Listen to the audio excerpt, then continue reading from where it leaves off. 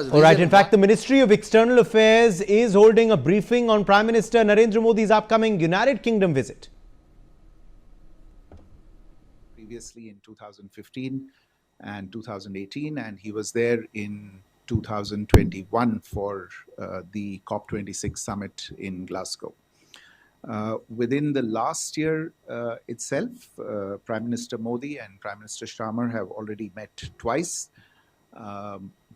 First on the sidelines of the G20 summit in Rio de Janeiro last year, and more recently in just last month in June in Kananaskis in Canada on the sidelines of the G7 summit. And of course, they've been in touch on the phone a number of times.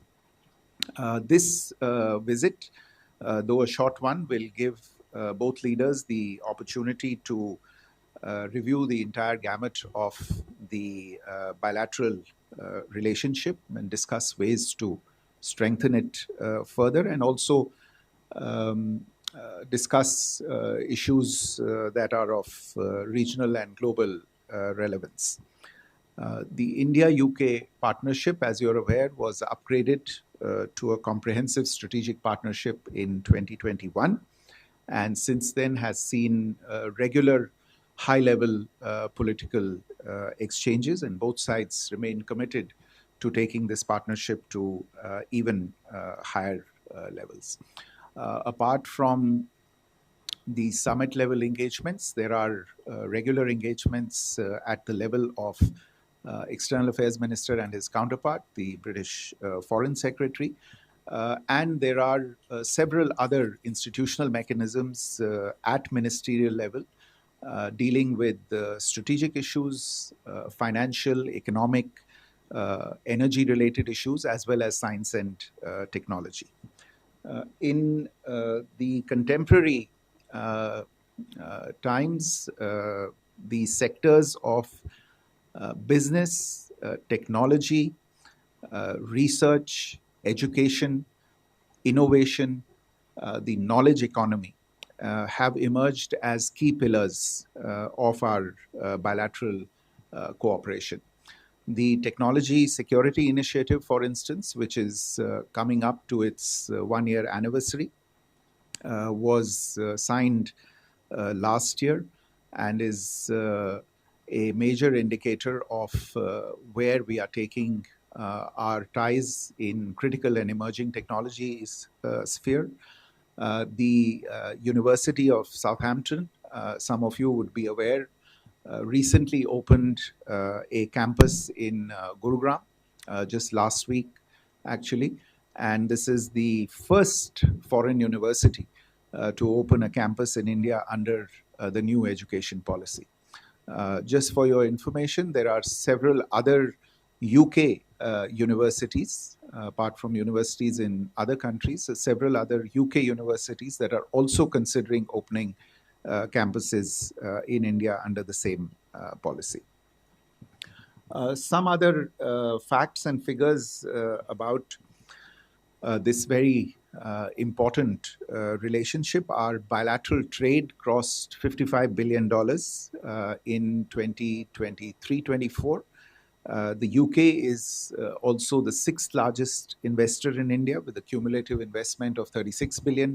And interestingly, India itself is a large source of foreign direct investment in the UK with a cumulative investment of close to $20 billion. There are close to 1,000 Indian companies in the UK that provide employment to nearly 100,000 people and have a cumulative revenue of over $91 billion.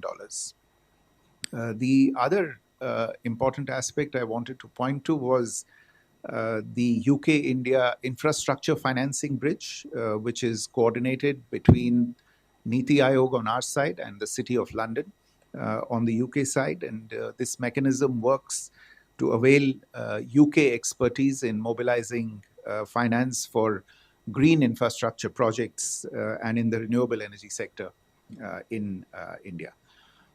In the defense sector, we are seeing regular interactions and exercises amongst all three branches of the armed forces. We have placed military instructors at each other's military academies.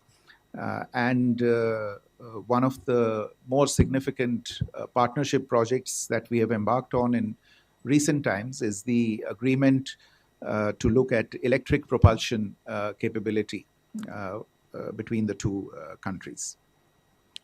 In the health sector, all of you would be aware of the flagship cooperation between our two countries, whereby the Serum Institute of India partnered with Oxford University to develop the Covishield vaccine. More recently, the same two partners have come together to co-develop a malaria vaccine, which was approved by the WHO in 2023. The UK, as I said, continues to be a very large research and innovation partner for India. I mentioned the technology security initiative a short while ago, and some of the key areas in which the TSI works is our telecom, critical minerals, artificial intelligence, biotechnology, semiconductors, advanced materials, and quantum computing. One of the most important, probably the foundational aspects of this relationship is the living bridge that connects India and the UK, people of Indian origin in the UK, nearly 1.8 million strong Indian diaspora, which has contributed to strengthening bonds of friendship between our two countries, but has also made extremely valuable contributions to UK economy and society. Let me turn to Prime Minister's visit to Maldives, which will take place on the 25th and 26th of July 2025. This is a state visit that he will be embarking on at the invitation of His Excellency President Muiz of the Maldives. You would recall that President Muiz was on a state visit to India in October 2024. Before that, he had come to India for the swearing-in ceremony of the new government that had been elected, and Prime Minister and Dr. Muiz had met earlier as well in Dubai or Abu Dhabi, I think, for the COP meeting, that Dubai for the COP meeting. The Prime Minister on this occasion will be the guest of honor at celebrations to commemorate the 60th anniversary of the independence of the Maldives, which is on the 26th of July, 2025. As a coincidence, 2025 also happens to be the year when our two countries, India and the Maldives, are observing and marking 60 years of the establishment of diplomatic relations. The Prime Minister's state visit also happens to be the first state visit of a head of government that President Muiz is hosting in his presidency since he assumed the office in November 2023. Prime Minister, as you are aware, has been to Maldives earlier in 2018 and 2019, and this would be his third visit to the Maldives. Maldives is, as you all know, a very close partner in our neighborhood, a very important partner in India's neighborhood first policy, and as part of the Mahasagar vision of India, which is mutual and holistic advancement for security and growth across regions.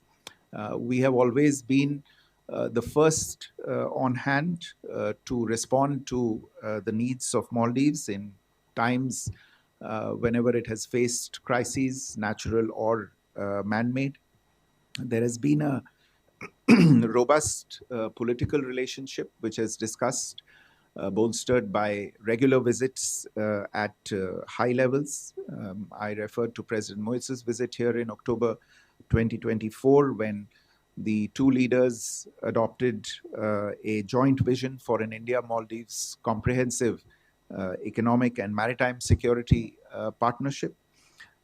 This joint vision, in a sense, has become the guiding framework for our ties, and This year, already in the first 6 months, we have seen nearly half a dozen ministerial level visits from the Maldives. The Speaker of the Maldives Parliament has visited India. In fact, the very first engagement this year that the External Affairs Minister held was with the Foreign Minister of the Maldives. On the economic front, India is one of the largest trading partners of the Maldives. Bilateral trade is nearly $500 million.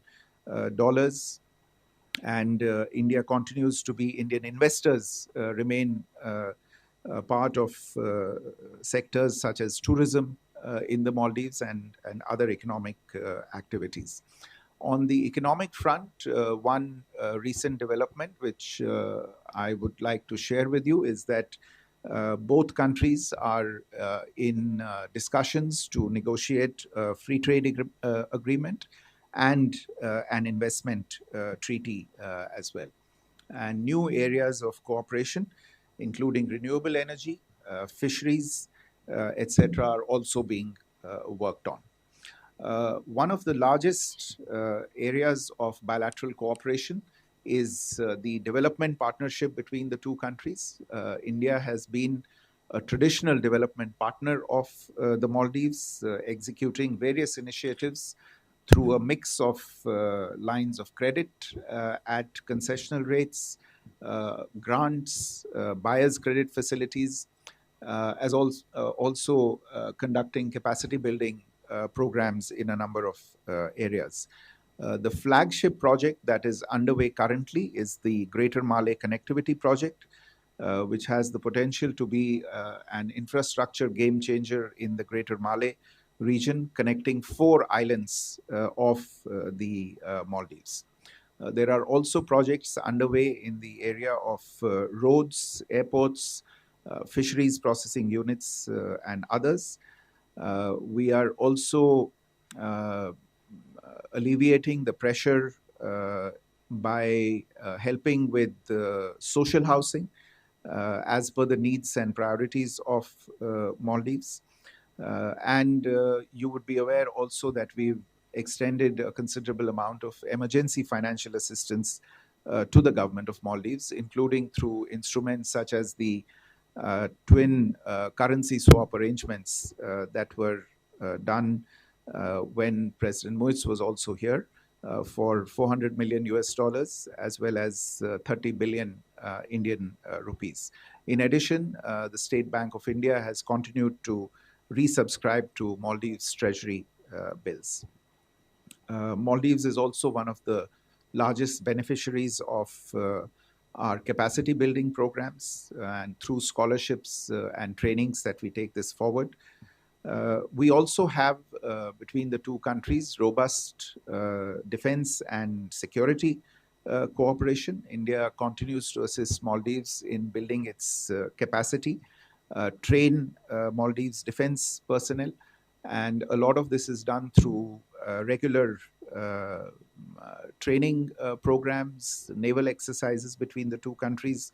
We've been helping Maldives enhance its capacity for EEZ surveillance and maritime domain awareness through the provision of ships and assets. And the two countries are also cooperating under the ambit of the Colombo Security Conclave.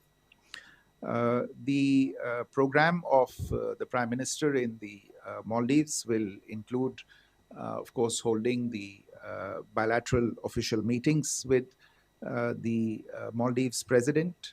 There are some infrastructure projects that will be inaugurated. The details of that are still being finalized. And we will also make some announcements in terms of some new initiatives. The relationship with the Maldives is comprehensive and multifaceted. It's been paid attention to by leadership at the highest levels. And we believe that this visit by the Prime Minister will contribute further to consolidating these strong ties and contribute to peace, prosperity, and security in the Indian Ocean region that both of us inhabit. So let me stop there. If you have any questions, I'll try and respond to them. Okay. Sumita?